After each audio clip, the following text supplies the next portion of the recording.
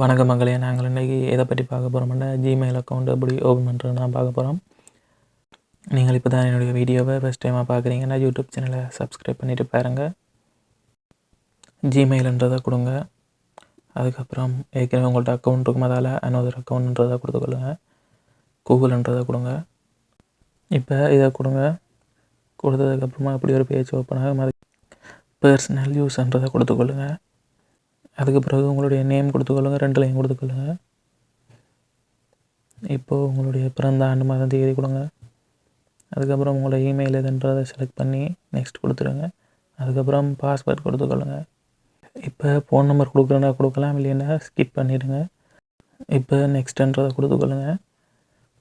அதுக்கப்புறம் ஐ அக்ரின்றதை கொடுத்துக்கொள்ளுங்க. அவ்வளோதான், email account open பண்ணியாச்சு. வீடியோ பிடிச்சிருந்தால் லைக் பண்ணுங்கள். மறக்காமல் என்னுடைய யூடியூப் சேனலை சப்ஸ்கிரைப் பண்ணி வச்சுக்கொள்ளுங்க. தேங்க்யூ.